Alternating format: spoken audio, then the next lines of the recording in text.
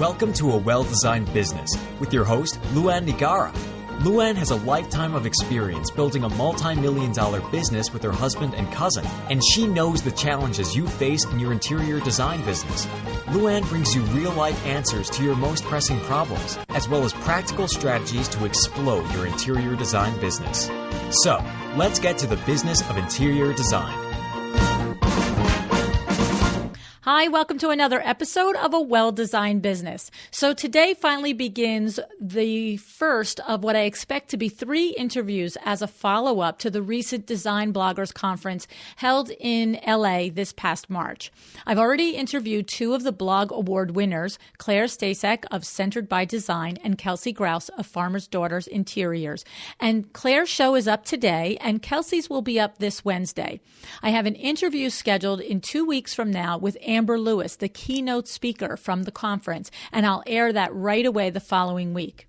I really enjoyed talking with both of these women so far. I liked learning about the process of how they create a blog that definitely serves as a marketing arm for their business, a lead generator for their design firm. I think you're going to like it, and there really is some actionable tips that you can duplicate.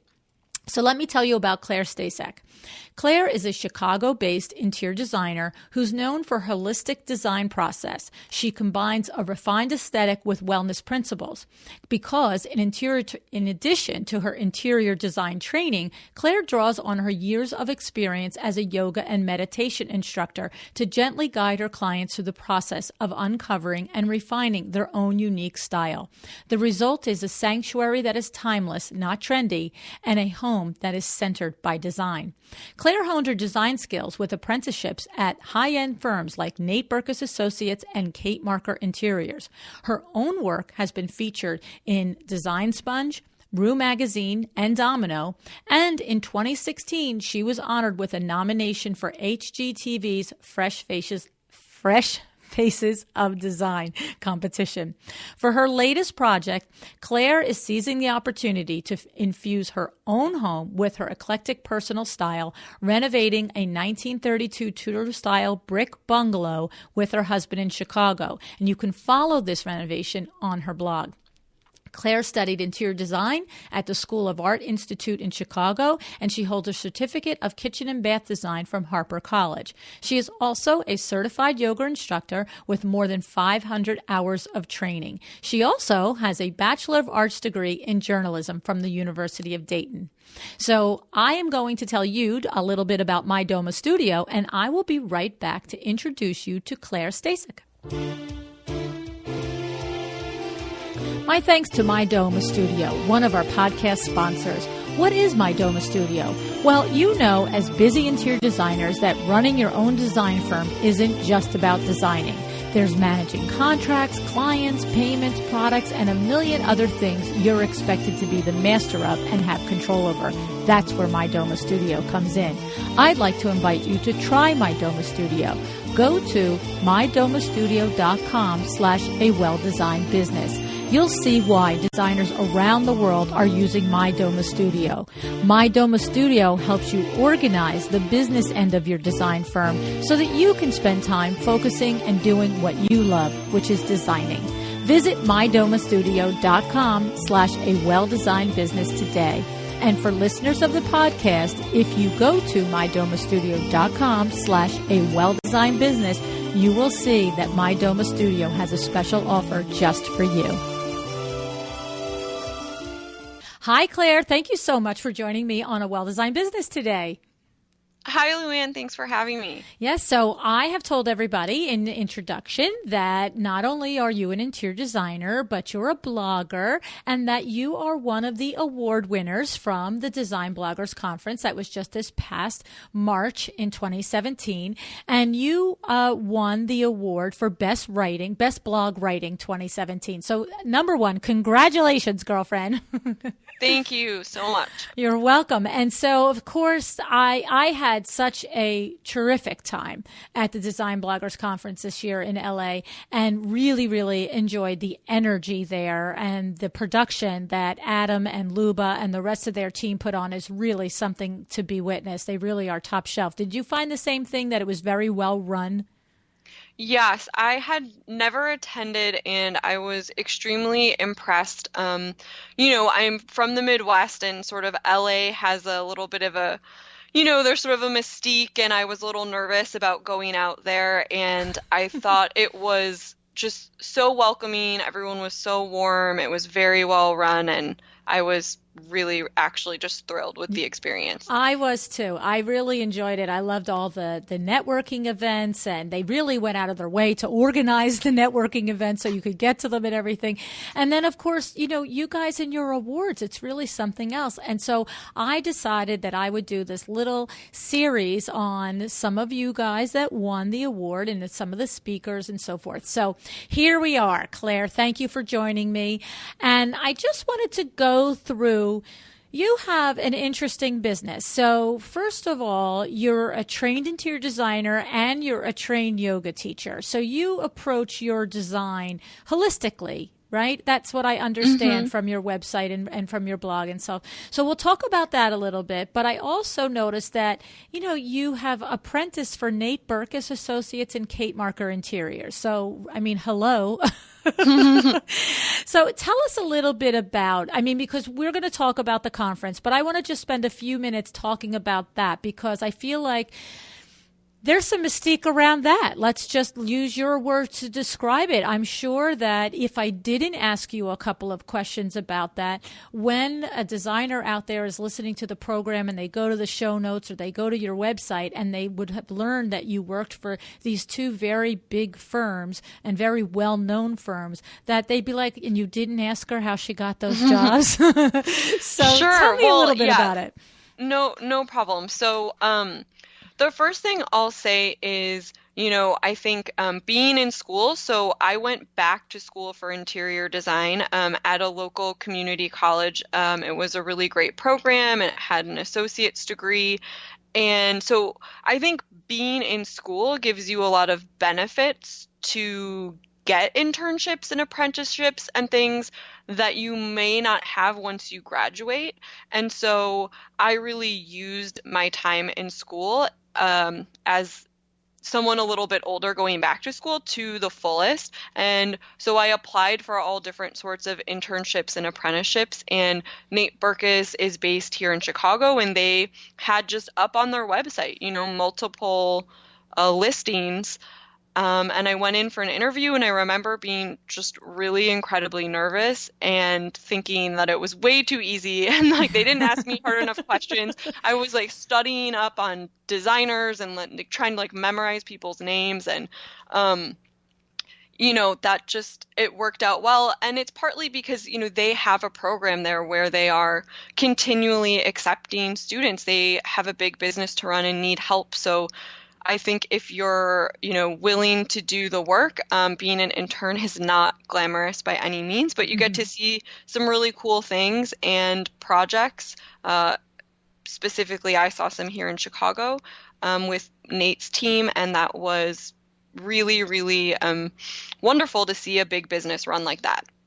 Okay, so there's a couple things in there that you said. The first is that I want to point out that, like you said, you already had a career in marketing, and 8 or 10 years. It's not like you're 100 years old over there, but you were, late 20s, early 30s, whatever it was, and so that probably brings something to that interview. But and what I mean by that is you took it very seriously, and you might not have been asked nearly as many questions as you expected you could have been asked, but you prepared for it very seriously in every way that you could. So, and whether or not you felt like they did a very in-depth job, you might have just been impressing them right off the bat with the things that you were coming across with. Right? So it's a good lesson in there to be well prepared, whether you're coming out of college at 22 years old or coming to this as your second career in your late 20s, right?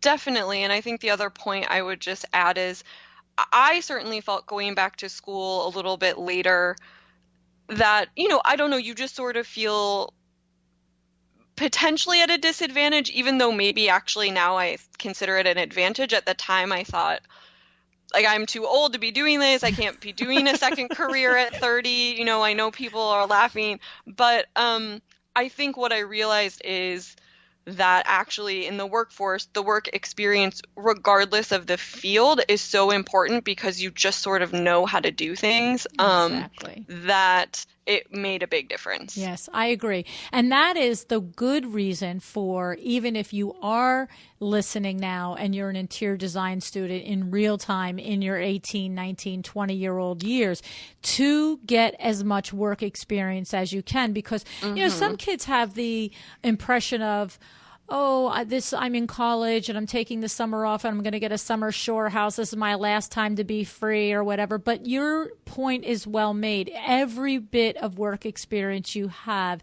informs and helps you be a better employee no matter where you go and what the new skill set or the new field is. So I like that. And I think that's interesting that you mentioned how you were very well prepared for that interview. And then the other thing is that I like that you mentioned is that the benefit of working for a well-run company, a big company that has broad projects, big projects, and has established systems. So did you feel that, you noticed it? Did you take some of the systems and some of the principles away from that experience when you opened your own firm? I would say that it's more just sort of, you know, seeing that business sort of all hum together. I think, you know, Nate's real big, real far removed from what I'm doing here as a sole proprietor. But, you know, I think there's just ways that you handle clients, that you see people preparing for meetings, the seriousness with which the business is run, you know, all of those things are great to see, along with like the wonderful sources and, you know, beautiful things that they use and put in their projects. Right. Very good. And how about at Kate Marker? Similar experience, also a big, well-run firm, and you just see, like you said, it's not, you don't wing it in a firm like that. You prepare and you have client meetings and you run yourself and the meeting well, right? Right. Yeah. I mean, I would say Kate is running an amazing business and she's a very talented designer. She's definitely, you know, a smaller operation. And so I was able to take more away on the day-to-day, just on how, you know, she had a bookkeeper handling this for her and a designer doing the drawings this way and that way. So, you know, a little more maybe, you know, easier to translate exactly what was happening. But yeah, just really great experience in general to have great mentors in your professional life. So yes, I think it's amazing. So now we turn to your business. So you opened your business almost 3 years ago at this point, right? And you were your original college career. You have a bachelor's in journalism, so it's probably no big surprise that you complement your design firm with a well-written blog, an award-winning well-written blog, right? Right. But the thing is, did you start your blog, Claire, just because your love of writing and it was a way to integrate both of the things that you like, writing and design? Or did you start your blog because you understood it could be a marketing avenue for your company? What was the inspiration for starting it? I think the inspiration was just, I mean, it was multi-layered. Definitely in my marketing brain, I know that it's very valuable. And in my journalism and love to writing side, I do express myself well through the written word. And so I felt it's easy for me to write a blog post. It's definitely not something I consider, you know, unenjoyable. I enjoy it. But I honestly think today when you have any sort of website, I mean, it comes with a blog. And you don't even necessarily have to make the decision to have one. It's sort of already built in. And I think I just started writing posts. My very first blog post was about branding my business because I worked very hard. You can see that my business name is not Claire Staszak Designs. It's Centered by Design because there's a lot of messaging behind that. And I think that's inherent in my marketing and branding background. But it's also that I'm a person that really loves to live life with a lot of intention. And so I think I just wanted to share some of the things that I was doing, and it just sort of unfolded from that point. Okay.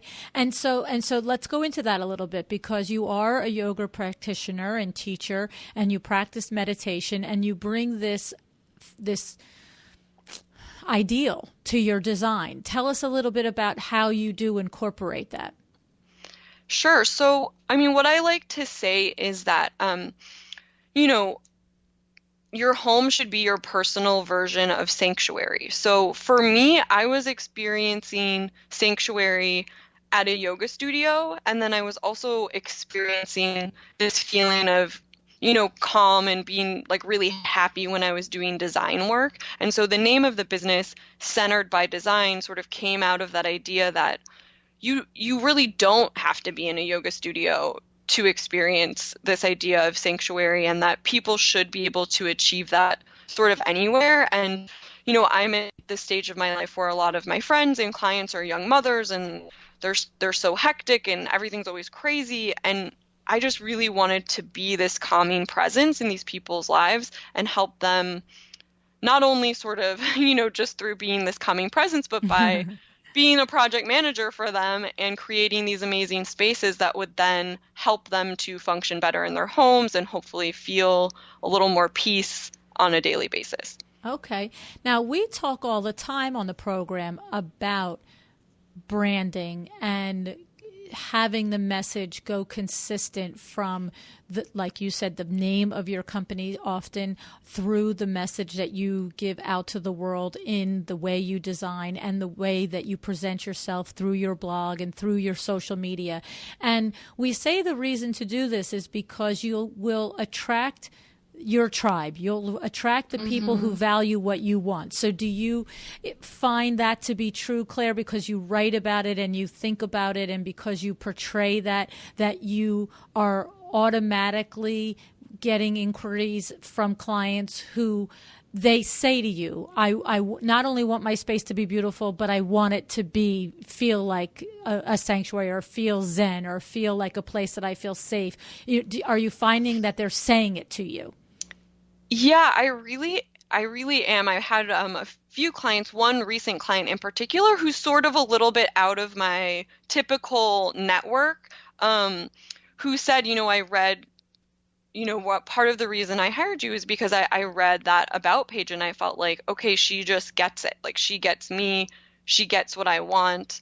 I've had people message me on Instagram where honestly I feel terrible because I don't really do out of state or e-design, and they'll say, oh my gosh, I need you, I need sanctuary in my life, like I need X, Y, and Z, I'm so stressed, blah, blah, you know, this, and I thank them. I think that people are getting that message, and it does resonate with people. And I'm interested to see what happens as the business continues to grow, because I think it's sort of just starting to be recognized. Mm-hmm. So that's an interesting point to note, that it's been 2.5 years of consistently putting out this brand, this awareness of what's most authentic to you, and you're feeling it really just now starting to gel. Not that it didn't happen, and not that you haven't clients, but you're actually acknowledging and recognizing that it's starting to build its own little life of its own, it sounds like. Yeah, I would say that's the case. That's interesting. Okay. So now the reality is that for you, the blog then obviously and naturally this feeling permeates the blog. But tell us about the blog. You come from a marketing background, so you probably had some actionable things that, like in other words, I could talk to somebody else who, I don't know, made ice cream cones for a living for 10 years. I have no idea, right? And they could be as passionately involved in the way, their design aesthetic, and say it's the same thing. It's having a holistic lifestyle and designing, incorporating that ideal. But they may or may not have reached the level of success that you have, because it could have been by luck. But I have to believe from your marketing background that you had incorporated some intentional things. Is that true? Yes. I mean, the things that I would say are, my if we're going to get into blogging tips, yes. Certainly consistency is important. I would say I've heard all these different numbers and, 4 times a week is what you should be doing if you want to be a real blogger. Well, I don't want to be a quote unquote real career blogger. I really want my interior design business to be my main business. So I find if I can post at least once a week, ideally 6 times a month, that seems to be enough, at least at this point. I would also say the biggest thing to do is create content that your readers want to come back for. So right off the bat, I started a series called Women Who Make, where I feature entrepreneurial, creative women who typically are making their own product. This also comes from another job I had, which we didn't talk about, but I used to work for an art center, and I missed watching all of these artists day in and day out. And so I had a lot of connections to the art community here in Chicago, and I started this series, which I've now taken to other cities and feature different women all across the country. And people love that series. They always read the interviews.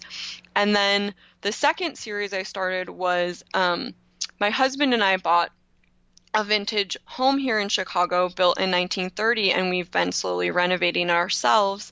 And, no surprise to anyone that everybody loves to follow a renovation and a before and after. So the renovation series has also been, very well read. And it's sort of creating content that repeats every month like that I think people really sort of can latch onto that. And it also, with the Women Who Make series, it helps me generate a ton more content and photos than I can generate on my own. And it's huge for Instagram because then there's all this cross promotion, and it's really key to having interesting content.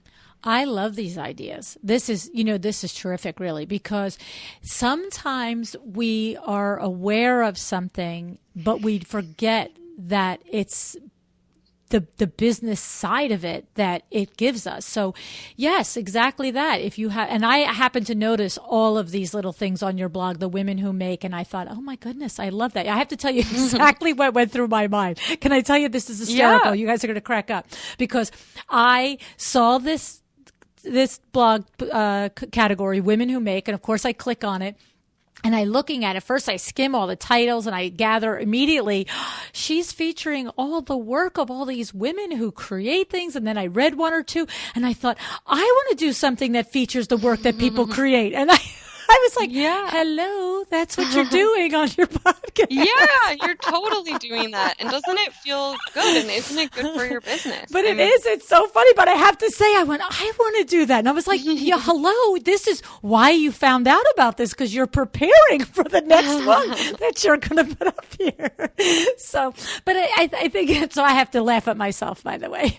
But I love that. I thought that was very inspiring. And I see it both from, your perspective where you're saying it immediately gives you information content that you could just go out into the world and Google women artists, and come up with something, right? And then, of course, it is something that if it speaks to a reader, they come back for it. So good tip. So the first tip that you mentioned was consistency, and decide for yourself what consistency means. It doesn't mean, it's just like podcasting. Some people do it 7 days a week. Some people do it 1 day a week. I do it 3 days a week, but show up consistently for your readers. If you put out Women Who Make once a month, don't skip 3 months, because then you'll lose us, right? Right. Okay. Yep, I do it once a month because that's all I can really, handle. But people love it every month, and that seems to be enough, I think. Right, and it also seemed like the Outfit to Room was once a month as well. Yep. Mm-hmm. So tell us a little bit about that series. That's a new one. I love fashion, and I think most interior designers do as well. And I met a stylist. So, collaboration is just so, so important. I think probably this also stems from my background in, marketing and community relations. Like, I do not have problem talking to a stranger or, making a new friend. And I think people are often very hesitant to reach out to other people, but collaboration is so, so key if you want to grow your blog. So I met a stylist. I said, we have to do something together. I love your style. And I mean, the outfit to room isn't a new concept. They've done it in magazines for a long time, but I give her a photo of one of my rooms every month and she comes up with a great outfit for it and we post it and it's really fun. That's amazing. And I have to say, I did notice that on your blog too, that you are a very giving blogger is the way I'm going to say the word, because I don't know. Maybe did I read 5 posts or something like that, and I've skimmed many of the titles. That's a lot. I'm so glad you read 5. But I felt like, I wanted to get to know you a little bit, so forth, Sure. right? But I noticed, first of all, that you posted about my podcast. I was like, but I mean, you are sharing consistently. You are all the way through your threads. You're mentioning other designers. You're mentioning, like you said, the stylist. You're mentioning other bloggers. And I have to say that I understand what you're telling us, that you're saying it's a marketing vehicle, that it is something that it gives you something to blog about. It gives you somebody to collaborate with. It gives you somebody to change and share social media with. But it also is, as soon as I saw that you put the podcast up, you said, and I'm LuAnn, and I'm going to be on our podcast. There is a part of me that's a business person that says, that was smart. And then there's a part of me that's just a person and was like, I'm on Claire's blog. Yeah. So it's awesome. So LuAnn, the tip in there is that I don't focus a lot on building revenue from the blog. So there's a lot of different ways that bloggers make money. And I would say, I think part of the reason potentially that it appears that I'm, doing a lot of giving is that I'm not doing a lot of selling. And so I decided early on that I didn't want to have ads on the blog because I had mostly heard that they're really not very lucrative unless you have so very, very many followers. The clicks are worth it. And then, I'm considering doing some things that I learned about at the conference, but yeah, I think that I don't try to sell a lot of product. And I will say that the blog still makes money, primarily through sponsorships with businesses that want to work with designers to feature, products of theirs in their home. So there's a lot of other ways to make money on your blog and not appear like you're always trying to sell like the next outfit. Right. And I think though the big lesson in there is a lot of times when you are talking with a blogger who's possibly, feeling like there's nobody out there listening and she's struggling or he's struggling to garner those readers, they might forget that don't put yourself in the vacuum. And even if it is just in the spirit of giving, there's a marketing thing that happens back and forth. I know that Linda Holt has been on the program and Maria Killam, and they're both big, successful bloggers. And they have both mentioned how commenting on other blogs and so forth. But it's also this, too, that they've said, and you're saying as well, is to talk about other people and share their work and don't be afraid to put somebody else's product or design or idea, or like you say, especially with the artists, it's interesting to people who follow design, but it's not competition to you. And with the stylist, it's interesting to people who follow interior design, but it's not competition to you. So those are great. I love those ideas. And so are there more tips before I go to the conference and your takeaways from the conference that you wanted to share for new bloggers or bloggers that want to grow their audience a little bit? I think just that, that good old sort of inspirational, you can do it. I really, when I, started the website at the end of maybe, was it 2014, everybody said everyone and their grandma has a blog. Like, it's just, you don't think. You're late to the game, they said. Yeah, right? You're very, very late to the game. Like, all the bloggers who are having their heyday now and who are the most popular, they started in 2008, they started in 2010, but there's still a big market for it, way more than I ever thought. So I would say just go for it. Just do it. And of course, it has to be something, I know this from experience. You cannot make a good blog. You cannot create a good blog that you're trudging through. You have to enjoy the process of it, because it's like, I don't know, you can't go be a bricklayer if you don't like bricklaying. I mean, you know what I'm saying? Yeah. So you can't just sit there and say, well, I should have a blog because I have a business and I have a website, and that's going to help me get traffic and that's going to help me get clients. If you're not talented at it, or you don't enjoy the process of it, pick a different way to market your business. Would you say, Claire? Definitely. And I would say do things like go to a conference, because I say this in the post that I wrote about attending the conference. I signed up for the conference needing a push to keep blogging, not because I didn't enjoy it, but because it gets very hard to manage when you're running another business. And even though I liked it, I still thought about giving up. And so sometimes you just need to sort of expand your horizons, or get a buddy, or go to a conference, or do different things to sort of move you forward, because in today's society, people don't have the time to comment on blogs the way that they used to, and I don't think businesses expect that much interaction, because there's all these other different ways to get it, like on Instagram, etc. So you don't think people are listening or reading, but it turns out that they just might be. And so if you are enjoying it, I would say stick with it, because even something unexpected like winning an award might happen. But more than that, every time you create fresh content, Google is reading that content. And so I don't know exactly, but I know that when people Google interior designers in Chicago, I'm sure I come up higher than somebody who doesn't have a blog, because I'm always putting new things on the site. Absolutely. 100%. That's the truth.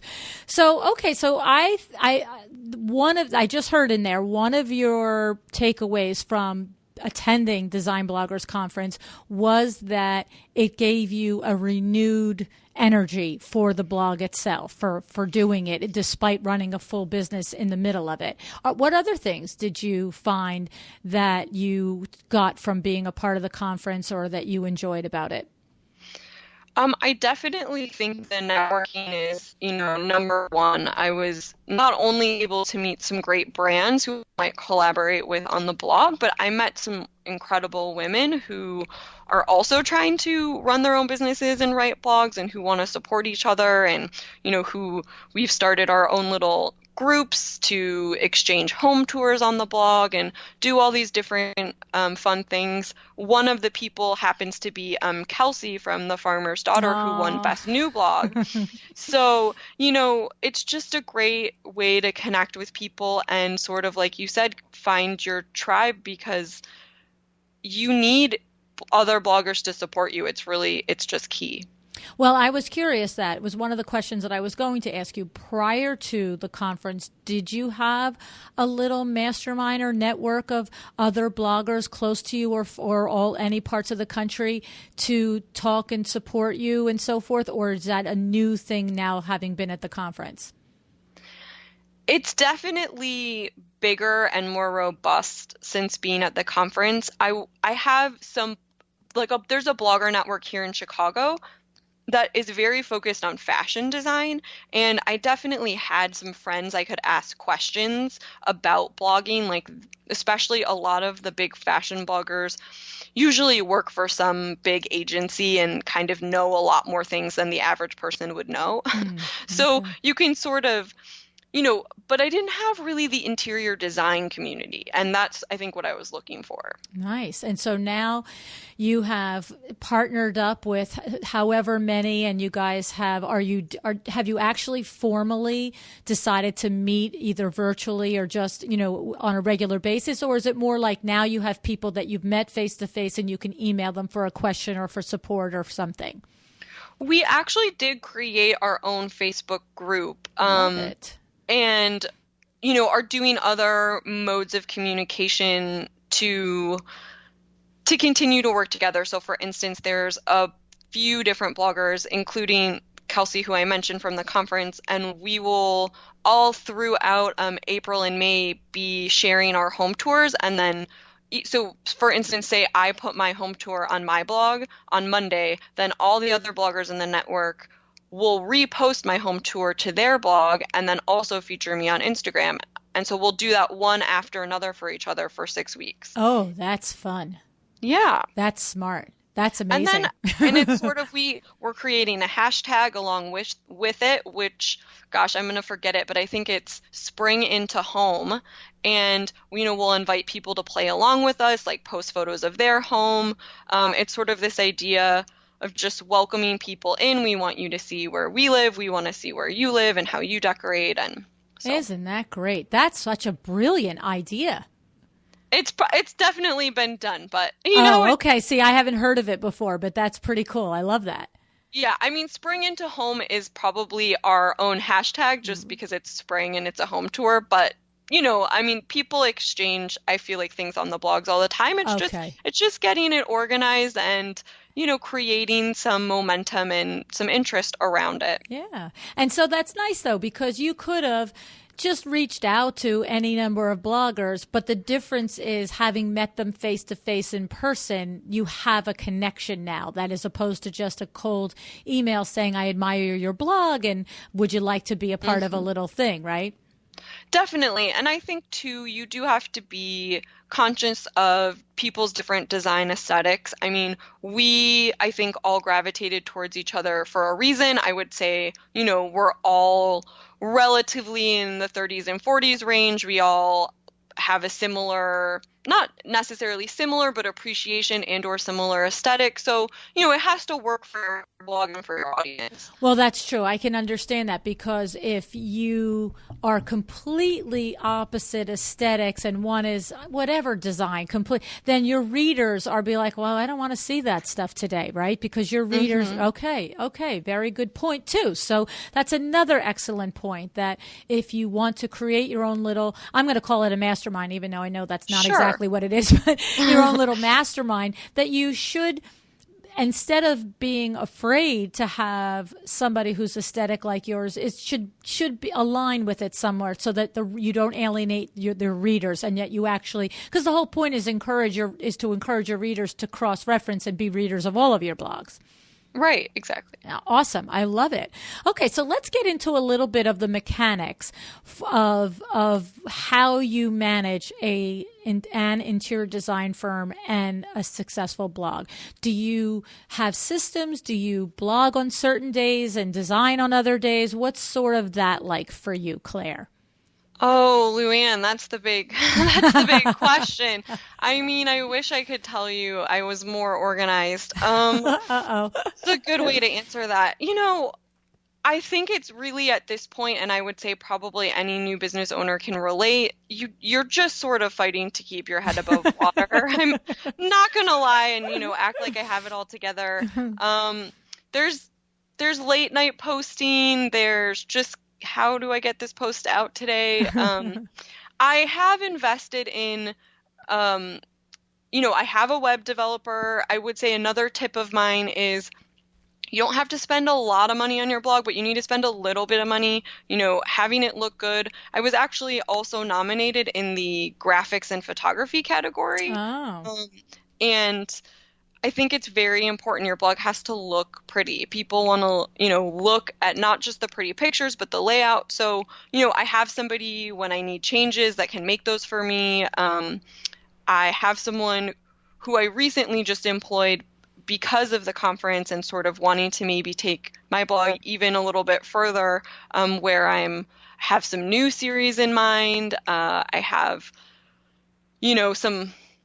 just wanted another set of eyes and somebody with even better magazine and marketing experience than I have to run my ideas by. So I potentially may get even additional help so I can write even more posts. I think it's important that the voice is yours and that I want to still be writing the post, but I can have somebody gathering photos for me or, doing other things that help me get the post out quicker. Okay. And talk to us a little bit about that, because I would think for an inexperienced blogger, what you just said, gathering photos, aren't there things to know and learn about what photos you can use and can't use? If you're not using your own work, in other words, or posting. Yeah.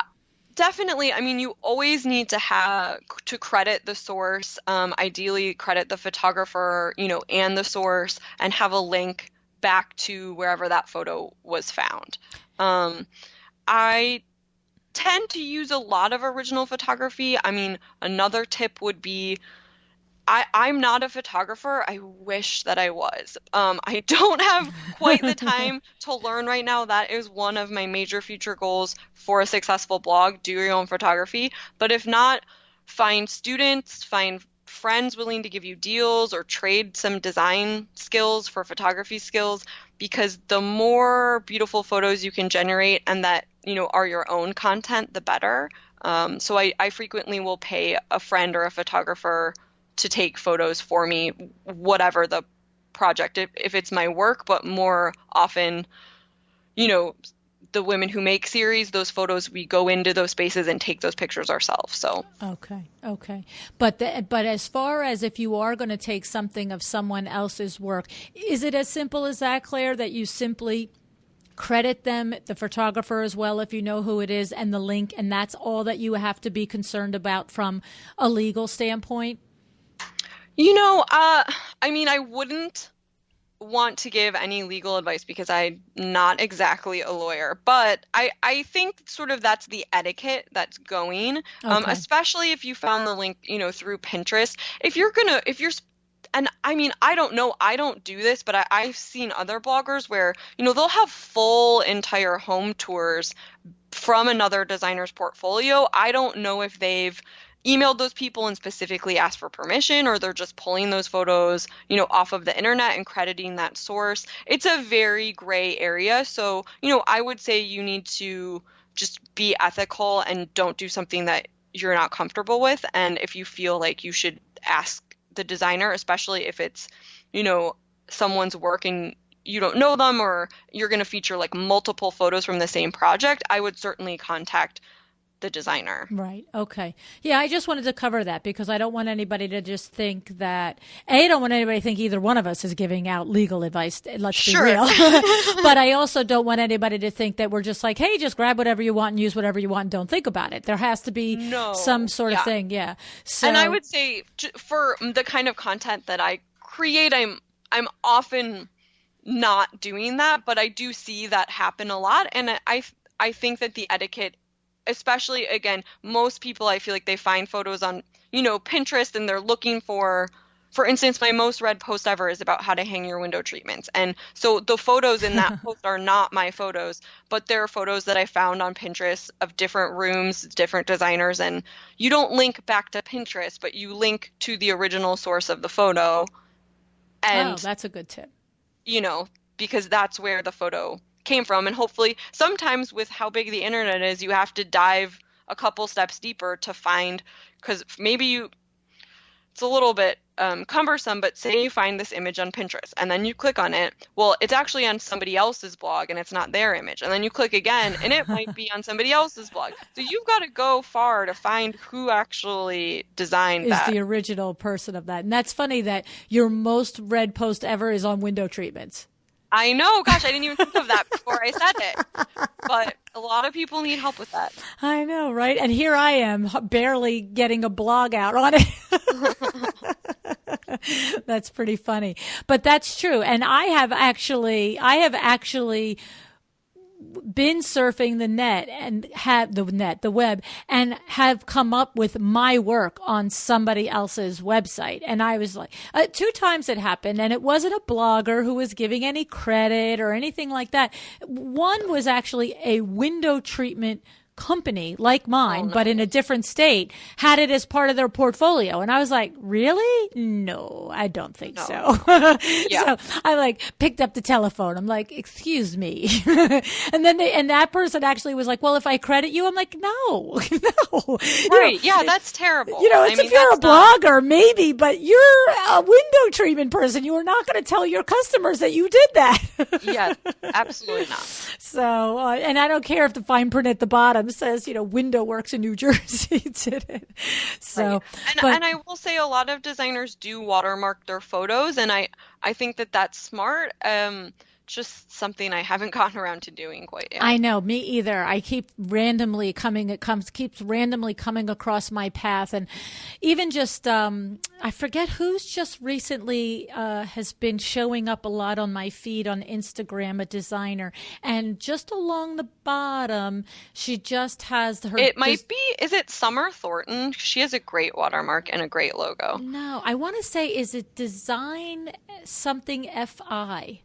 Or FL, Design something FL. I feel like it's a Florida designer. And I noticed it about a week or two ago, and I just keep thinking, that's very good. It's just right there at the corner. It's tasteful, it's small, but it's her picture. That's it. Yeah, or his picture. I think it's a designer in Florida. So anyway, so this has been really awesome. I really appreciate your coming on the show and sharing with us your experience of your internships, building your business, writing your blog, and of course the Design Bloggers Conference. So is it a definite that you'll be going back to LA next year? Yeah, well, I know they hold it in a different location every year. Is that correct? Actually, he has already said that next year will be LA again. I know that in the year before, 2016, I think it was in Atlanta. Don't anybody quote me on it, but or maybe it was 2 years before that. I don't know, but literally within the same week, he announced that next year would definitely be at the same location. Well, I had such a fabulous time, and honestly, getting out of Chicago in this time of year, I'm happy to go to California anytime. So yeah, if I'm not back this year, I will certainly be back the following. I had just an incredible time, and I feel like there's still, so much to learn. So yeah, no, I really did enjoy it as well. I think that it was well run. The workshops were good. And I really appreciated that there was organized networking, because a lot of times you could be at a conference like that, and then all of a sudden it's 7:00 at night and you don't know where all the cool kids are. You know what I'm saying? And you know what? You had on this question list, the one tip that I would give is that I felt like there were all these great people there, and I know that there's like a list of everyone that attended, but I felt like while there was time for networking, it was really hard to actually meet like that many people. Yes. And I wish there was a way to really like get everybody's Instagram handle or some other sort of like put everybody's name scrolling on the board, or because you're not going to go through that packet of all those names and try to find those people. Right. That's a good point. So that's something that we can, maybe put in Adam's ear next year and figure out a way to accommodate that more. So just like scrolling list of everyone, or maybe like a photo and the name of their company, or because I think that, people are really there to meet other designers and bloggers. And while I met a great many, I think there's still so many that I could have also connected with. Right. I agree. And however, what I was sort of giving a little hats off to the fact that at least like you had the two events organized at Millet and at, what are those girls? Serena. Yes, Serena. And I actually met the two girls that ran it, and they were delightful. They're so fun. But I mean, so it wasn't like, the event, it's 5:00, it's over, see you tomorrow morning. So I thought that was good. But you're right. There's another layer in there. There's always something that could be done in everything that we do, right? Right. Of course. Especially when you're a perfectionist. That's it. Always find something that you could do better. Exactly. Well, I really do appreciate, Claire, you're taking the time to come on the show and, just sharing a little inspiration, a little bit of your journey with your fellow interior designers and bloggers out there, and to know that it's exactly what everybody says. You have to be authentic to yourself. You have to write about what you're passionate about, but then also, you have to bring some marketing tips in there and actionable ways to grow the blog. And your tip with the different series and the collaborations, I think were really very, very good tips. Thank you so much. Thank you so much for having me, LuAnn. I'm very honored to be here.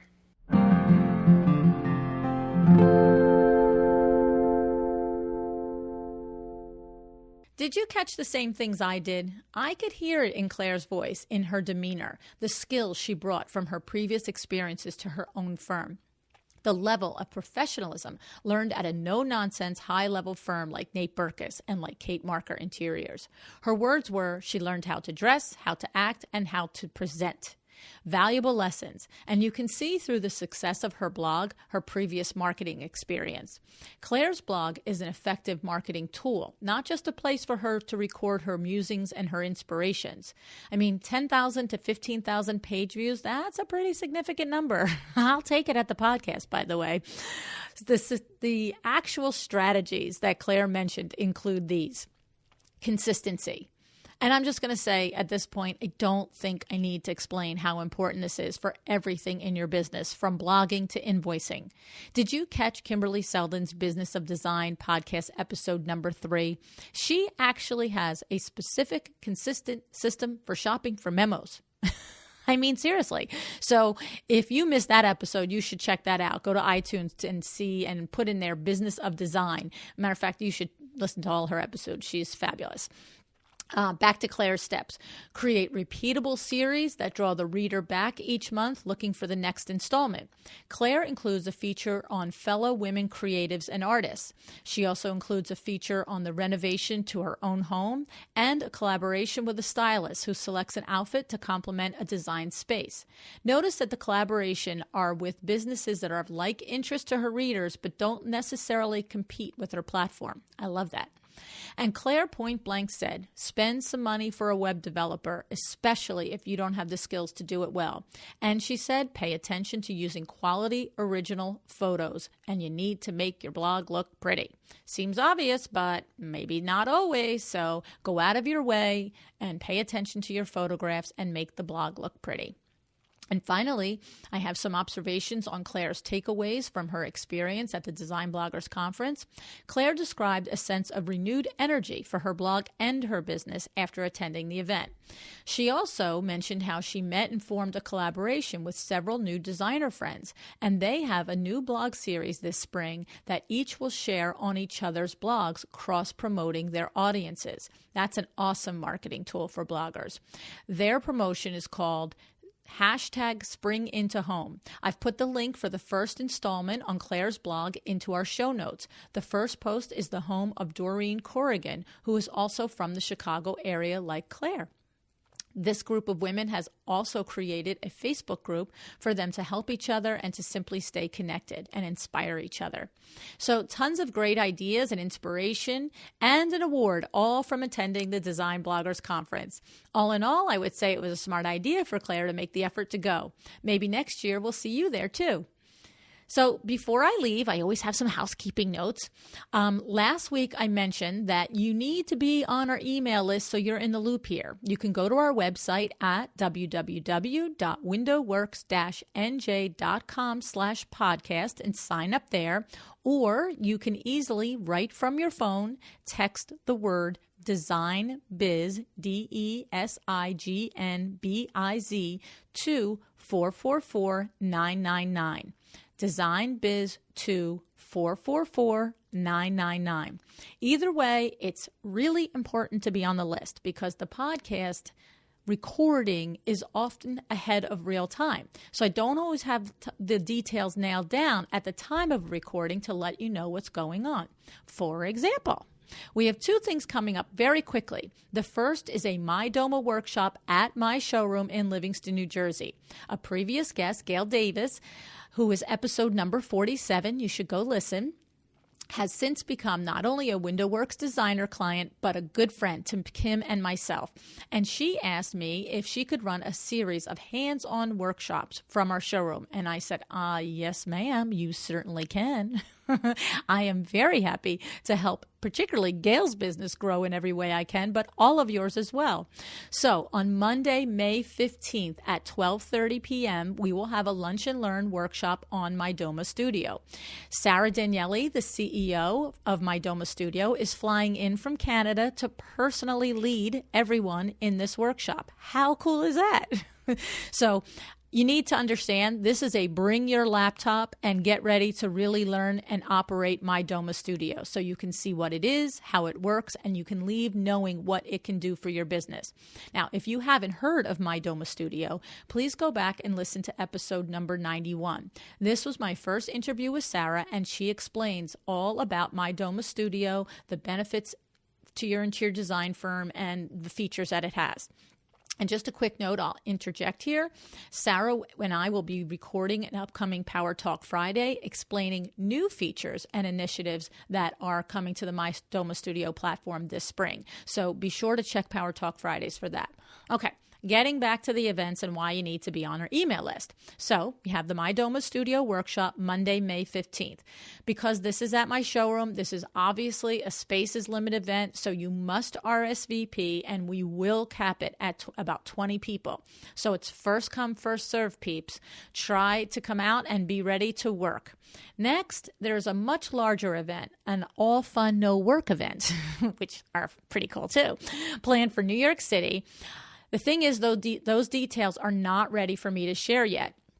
There's a lot of moving parts to this event, and so it takes a lot of people to coordinate it, and this is exactly the point of being on the email list, because it might only be a week or two that you hear the show that tells the events, but I will have had the event organized well before the recording. So this event is going to be a blast. I mean, this is going to be fun. Like I said, all fun, no work. So make sure that you are on the email list so you know about this in time to react and sign up for that. So you can go to our website, www.windowworks-nj.com/podcast, or again, you can text the word Design Biz to the number 444-999. There's lots of things coming up here at Well Designed Business, and you really have to be in the know through the email list. So one of the things coming very soon, I alluded to it in January, is a very special featured, I don't know how to say it. It's a special feature. It's being sponsored by my faves, Curated Cravat. Look for that at the beginning of May. I really had thought it would be out in April, but it's definitely going to be out in May.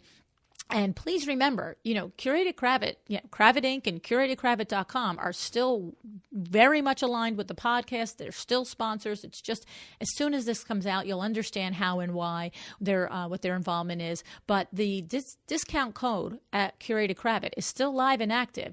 You can get 10% off any one single order at CuratedCravat.com. Just go to the website, do your design, click delivered, and at the checkout, put in the code CK Podcast. It's easy.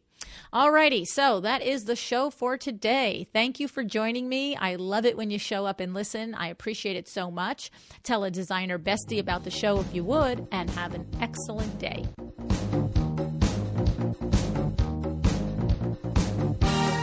Thank you for joining me again today for another episode of A Well-Designed Business. This podcast is a production of WindowWorks in Livingston, New Jersey, your trade resource for custom window treatments and awnings. Learn more about WindowWorks at www.windowworks-nj.com. All of our music is original music by Room 2 Productions. Please contact us if you want to learn more about original music for your business or your events.